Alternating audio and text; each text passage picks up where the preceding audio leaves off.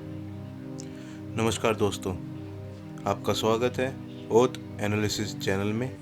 आज हम air India के प्लेन AI 171 के क्रैश के बारे में एनालिसिस करेंगे। ये प्लेन 12 जून 2025 को अहमदाबाद टू लंदन के लिए स्केड्यूल था। टेक ऑफ के कुछ सेकंड्स के बाद ही ये प्लेन पीजे मेडिकल कॉलेज की बिल्डिंग के ऊपर गिर जाता है। प्लेन में 230 पैसेंजर्स के साथ साथ 12 क्रू मेंबर्स भी थे।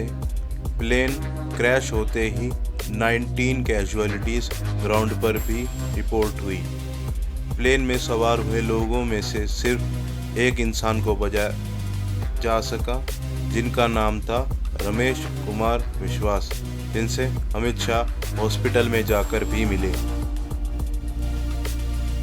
इस प्लेन क्रैश में टोटल 260 लोगों की डेथ रिपोर्ट की गई। ये प्लेन बोइंग कंपनी का 787 ड्रीमलाइनर था, जो कि वर्ल्ड वाइड बहुत ही सेफ माना जाता है। ये इस प्लेन का पहला बड़ा क्रैश माना गया है।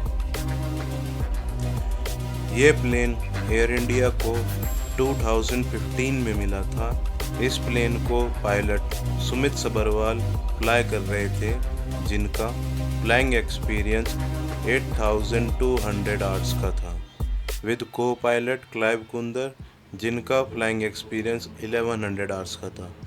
ये क्रैश एक इंटरनेशनल इशू बन चुका है, क्योंकि इसमें 169 इंडियंस के साथ साथ 53 British national, 1 Canadian national and 7 Portuguese national भी थे।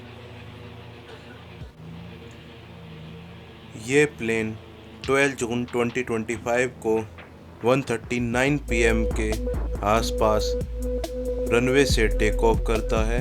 उस दिन वेदर क्लियर था, long distance vision was possible.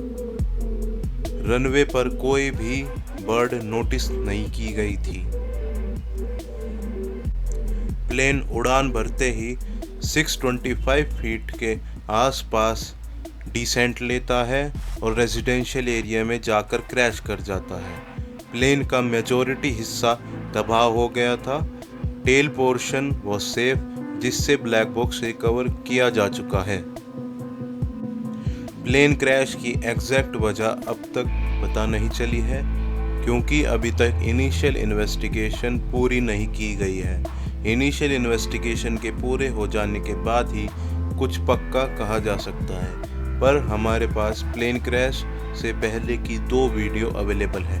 पहली वीडियो में देखा जा सकता है कि प्लेन रनवे पर चल रहा है।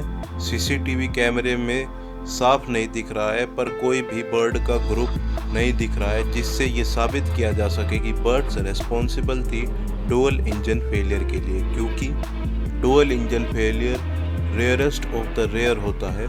दोनों इंजन साइमल्टेनियसली वर्क करते हैं, इसलिए दोनों इंजन का फेल होना बहुत ही मुश्किल है। दूसरी वीडियो में देखा जा सकता है कि प्लेन का लैंडिंग गियर डिप्लॉयड था, जो कि 50 फीट की ऊंचाई लेने के बाद को पायलट अंतर ले लेता है। इससे कुछ एविएशन एक्सपर्ट्स ने दावा किया है कि ये पायलट एरर हो सकता है, पर कुछ एविएशन एक्सपर्ट्स का मानना है कि डुअल इंजन फेलियर का रीज़न मेंटेनेंस भी हो सकता है, क्योंकि प्लेन का मेंटेनेंस अगर टाइम पर ना हो या इंजन का मेंटेनेंस टाइम पे ना हो तो क्रैश की संभावना बढ़ जाती है। इससे एविएशन एक्सपर्ट्स ने एयर इंडिया पर सवाल उठाए हैं कि क्या उन्होंने कोई मेंटेनेंस में फेलियर तो नहीं किया था या कोई बेंचमार्क में गलती तो नहीं की। पर कुछ एविएशन एक्सपर्ट्स ने एविएशन मिनिस्ट्री और गवर्नमेंट पर भी सवाल उठाए हैं और कहा है एविएशन मिनिस्ट्री के अंडर जो 3 प्रोमिनेंट एजेंसीज आती हैं, जिनका नाम है DGCA, director general of civil aviation, AAI, airport authority of India, और BCAS, bureau of civil aviation security. इनके अंदर बहुत सारी सीट्स वैकेंट हैं। DGAS के अंदर 53% सीट्स वेकेंट हैं, AAI के अंदर 17% सीट्स वेकेंट है, BCAS के अंदर 35% सीट्स वेकेंट है। तो एविएशन एक्सपर्ट्स ने सरकार से सवाल किया है कि इतनी ज़्यादा सीट्स वेकेंट होने के कारण क्या एयरलाइंस को रेगुलेट करने में परेशानी नहीं आ रही है। अगर इतनी ज़्यादा सीट्स वेकेंट रहेंगी तो एयरलाइंस को रेगुलेट कैसे किया जाएगा। इस क्रैश के बाद बोइंग कंपनी पर भी सवाल उठे हैं, क्योंकि 2019 में एक विसल ब्लोअर ने अमेरिकन कांग्रेस के अंदर आकर कहा था कि इस 787 ड्रीमलाइनर प्रोजेक्ट को क्रिटिसाइज करते हुए कहा कि ये मैन्युफैक्चरिंग डिफेक्ट शो करेगा आज से 10 से 15 साल बाद, इसकी मिडिल एज होने के बाद। उस विसल ब्लोअर ने यह भी कहा था कि he literally saw people jumping on the plane to fit in the parts, मतलब इंजीनियर्स प्लेन के कुछ पार्ट्स को फिट करने के लिए उस पर जंप कर रहे थे, क्योंकि उन्होंने ये पार्ट्स बोइंग ने खुद से मैन्युफैक्चर ना करके बाहर से सस्ते में मंगवाए थे ताकि प्रॉफिट इंश्योर किया जा सके।